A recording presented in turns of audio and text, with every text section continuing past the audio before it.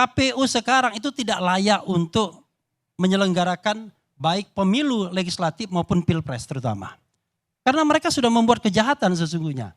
Ketika mereka melakukan konspirasi untuk meloloskan partai-partai tertentu. Yang umumnya adalah partai pendukung 02. Saudara Ferry Amsari nanti bisa menceritakannya. Kalau tidak salah dia terlibat. Terlibat membongkar ini maksudnya, bukan terlibat itu. Coba bayangkan. Jadi ada partai yang tidak memenuhi syarat dalam verifikasi partai politik diperintahkan untuk diloloskan semua, kecuali partai umat. Bayangkan. Yang kedua, bagaimana seorang ketua KPU bisa cawe-cawe dengan calon peserta partai politik pemilu. Wanita emas. Untuk semua kesalahan-kesalahan tersebut, 5 kali dia diberikan peringatan. 2 diantaranya peringatan keras dan terakhir 1 peringatan keras. Coba bayangkan kalau orang ini tidak hebat benar, udah lama dia tumbang. Paman Usman aja sekali bikin kesalahan tumbang dia. Dengan MK. Ini dengan DKPP tidak tumbang-tumbang. Ya kan? Oke. Bagaimana dengan Bawaslu? Sama. Laporan 01 itu ada puluhan. Alhamdulillah tidak ada yang diproses. 03 juga, saya tidak tahu 03. 01 tidak ada yang diproses. Nah ini makin menunjukkan, sementara laporan yang itu jelas sekali. Ceto welo-welo. Ada yang namanya bagi-bagi duit. Kan ada videonya.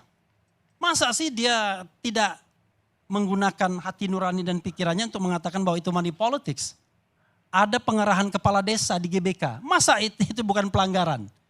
Padahal mengundang salah satu calon dan lain sebagainya. Jadi dalil bahwa penyelenggaranya tidak independen terbukti termasuk DKPP. Bagaimana mungkin ada ketua KPU yang melanggar berkali-kali, didemosi saja tidak, apalagi dipecat. Kan biasanya demosi, lalu dipecat. Tapi ini didemosi saja tidak, dipecat apalagi. Nah, apalagi dalil kita yang terbukti, soal bansos misalnya. Soal bansos ini dalam tanda kutip, buang tanda kutipnya, kita ditipu oleh para menteri-menteri yang 4 itu. Dia seolah-olah everything is okay, tapi setelah kita kulik-kulik, waduh, oke. Yang dilakukan misalnya Sri Mulyani. Kalau kita lihat yang namanya bansos, itu adalah bagian dari perlinsos, perlindungan sosial. Kalau kita lihat yang namanya perlinsos, itu dananya 496,8 triliun. Itu yang di APBN. Tapi jangan lupa, ada yang namanya automatic adjustment senilai 50 triliun. Yang dipotong pada bulan Januari. Bayangkan, tahun anggarannya baru dimulai, langsung ada pemotongan. Biasanya pemotongan dilakukan karena realisasi pendapatan di bawah target. Karena realisasi pendapatan di bawah target, pemotongan dilakukan. Agar APBN tetap bisa dipertahankan. Ini enggak. Jadi kementerian lembaga dipotong lembaganya 5% dan menjadi uangnya 50 triliun. Lalu Menteri Keuangan mengatakan itu bukan untuk bansos.